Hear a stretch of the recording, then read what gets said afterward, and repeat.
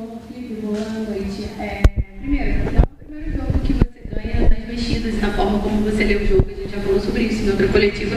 Mas talvez seja o primeiro jogo que você ganha mexendo diretamente com dois jovens da base, né? O Guilherme e o Matheus Gonçalves. Você, como treinou também eles por lá, né? Campeão do Mundial Sub-20, eu queria que você pudesse falar um pouquinho sobre a utilização desses meninos que sobem da base em meio a um plantel que é muito qualificado e super renomado. A vantagem que eu tenho de ter trabalhado no Sub-17 e no Sub-20 é essa, que eu conheço todos os meninos que estão no clube, sei o que eles podem render, e eu sou um treinador que me guio muito pelos treinos, muito. Eu vejo os detalhes e depois do treino eu chego em casa, revejo o treino, que é gravado, para entender como foram esses comportamentos. E o Guilherme e o Matheus, eles treinaram juntos durante a semana, e uma das minhas questões essa semana foi deixar o Matheus fora pensando justamente no segundo tempo, porque para ter uma troca imponente no campo. Sei que ele não entrou da melhor forma, não foi a melhor versão do Matheus, mas esse foi o meu pensamento. O Guilherme e o Matheus se deram bem juntos e, como eu falei, eu conheço bem o Gui. Quis colocar ele já contra o Fluminense uns jogos atrás, mas não senti confiança, porque, como eu falei também na outra coletiva, eu tenho que ter muito cuidado com esses meninos para não queimar, né? Claro que eu não esperava que ele fosse fazer o gol e estar jogando solto do jeito que ele foi, mas sim, eu tenho muita confiança nele, porque ele jogou, eu acho que todos os jogos comigo titular no Sub-20, e eu confio muito nesse jogador. Nele, no Matheus e muitos outros que estão subindo agora e estão tendo oportunidades de treinar com a gente e com certeza vão ajudar nesse período. Felipe, boa noite, parabéns pela vitória, pela virada. Mais uma vez o Flamengo demonstrou já uma superioridade no primeiro tempo, mas outra vez pecou ainda buscando uma melhor eficiência nas finalizações e nas jogadas construídas. O Flamengo consegue ser superior ao adversário, mas não consegue traduzir isso no resultado. Hoje poderia ter tido uma vitória mais tranquila. Como é que você está tentando trabalhar isso, jogo a jogo, para tentar melhorar, até já visando a próxima temporada?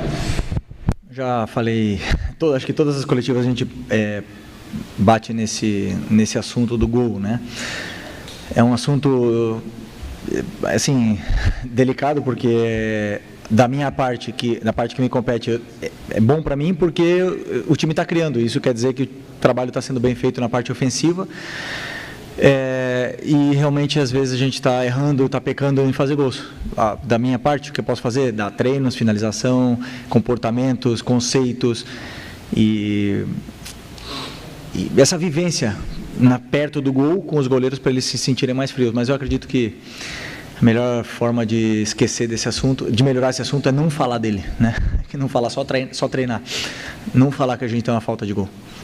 E até mesmo porque quando ganha todo mundo e perde todo mundo. E os jogadores fizeram um esforço, o comportamento deles, a postura dos jogadores hoje em campo foi incrível para mim, foi muito boa e às vezes não se traduz com bola na rede, mas são jogadores que têm muito gol. O Michael tem muito gol, Bruno Henrique tem muito gol, Ayrton tem muito gol, o Alcaraz tem muito gol, então são jogadores que eu escolhi que tem gol para jogar na frente. E às vezes a bola não entra. Hoje não entrou da forma que a gente queria, mas o importante aqui era sair com a vitória. Felipe, boa noite. Boa noite. Felipe, um pouco antes da final da Copa do Brasil, havia uma preocupação muito grande do torcedor sobre qual seria o comportamento do time caso fosse campeão, já que teria uma vaga direta para a Libertadores do ano que vem. Chegar no primeiro lugar do brasileiro seria um pouco mais complicado e tal. E você falou que você pensa jogo a jogo e que você, na sua cabeça, se você perder um jogo, você acha que você vai ser demitido e tal. Queria saber, assim, como é que você está tratando como jogadores isso, para deixar para os caras claro que, tem que treinar como se a gente estivesse lutando para a Libertadores, lutando para ser campeão. Tem que treinar o dia a dia. Como é que você está trabalhando para não deixar cair o ímpeto dos jogadores de ganhar e de continuar treinando? Boa pergunta. eu penso o seguinte, eu não vejo outra forma de viver a vida senão dar o melhor, o máximo em tudo, mas não é no futebol, não é quando acabar, falta 2 jogos e não briga por mais nada, ou como você falou, já foi campeão, ou não sei, no ping-pong, quando já está brincando com o teu filho. Eu não vejo outra forma na vida senão em tentar ganhar, em tentar fazer o melhor e dar o máximo. Esse sou eu, ok? E eu transmito para os meus jogadores que eu não permito em nenhum momento que eles se relaxem. Não vou permitir. Isso é uma cultura de treino que eu tenho na minha mente, que eu aprendi do Simeone. Eu já falei para vocês que ele transformou minha vida e eu transmito isso. Eu não vou aceitar nunca que eles se relaxem. E eles não se relaxaram. Eu não precisei nem falar. Durante a semana foram muito bons os treinos, durante essa data FIFA. E a data FIFA é um período delicado para os jogadores, porque faltam muitos companheiros, porque realmente temos a tendência a relaxar, e esse grupo não relaxou, então eu não precisei praticamente falar com eles sobre isso, e é fácil, você quando joga no Flamengo, quando você joga no time grande, a vantagem, a virtude que você tem, é que você é exigido todos os dias, todos os segundos ao máximo, porque senão você é cobrado.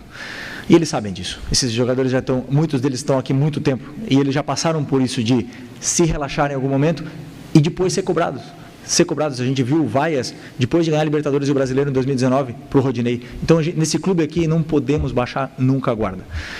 Esse é o meu modo de pensar, eles também, e poderia não ter sido a vitória hoje, poderíamos ter perdido o jogo de 1-0, mas o comportamento, a postura que eu vi do meu time em campo, essa que eu quero. E não é fácil jogar aqui, o calor que tem aqui, a viagem e tudo mais, não é fácil, e a postura, como eu falei, a postura foi ideal para mim.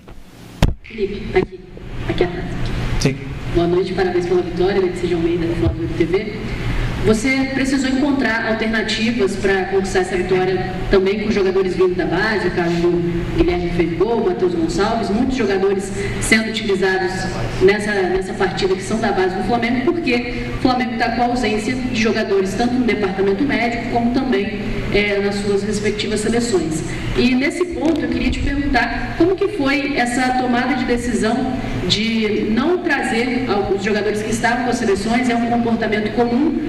Por exemplo, o Léo Ortiz não jogou em nenhum dos minutos com o Brasil e não veio, e outros que tiveram mais minutos naturalmente não seriam utilizados, mas como foi essa tomada de decisão, o que foi conversado para não ter, por exemplo, o Léo Ortiz no jogo de hoje? Ok, o planejamento dessa semana foi em função dos jogadores que treinaram. O Gerson, a gente leu na imprensa, vimos as notícias de que o Gerson seria titular, ou seja, um descarte, porque se ele jogou 90 minutos ontem, não pode jogar hoje. E não queremos perder um jogador desse nível. O Varela, a princípio, estava relacionado, falei com ele, ele me falou que ia ser titular, também preferi não trazê-lo, porque ele estava também na lista.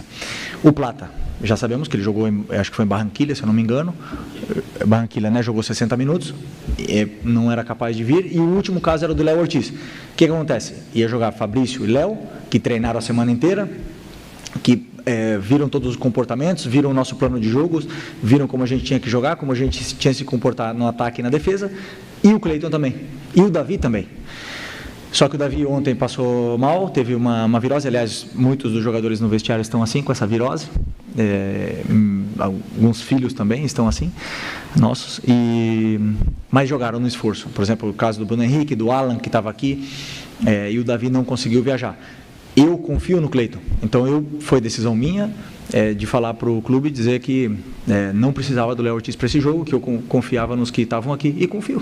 Mesmo se tivesse sido outro resultado, teria falado a mesma coisa, confio nos jogadores que estão aqui, e acredito que não posso correr riscos nessa reta final com jogadores que estão, como o Léo, que mudou a metodologia de treinos na seleção durante essa semana, e o corpo gera uma adaptação, então é sempre um risco grande jogar, porque ele não iria dormir essa noite. Então, essa foi a decisão sobre a data FIFA. Ok?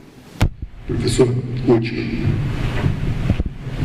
Felipe, eu vou pedir permissão para fugir um pouquinho do factual aqui, porque a gente está fazendo uma reportagem especial sobre os 5 anos da conquista da Libertadores de 2019.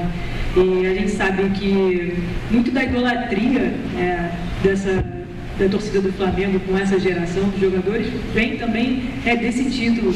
Eu queria saber de você, assim, olhando para trás, o que esse título significou e significa na sua vida profissional e até na sua vida pessoal?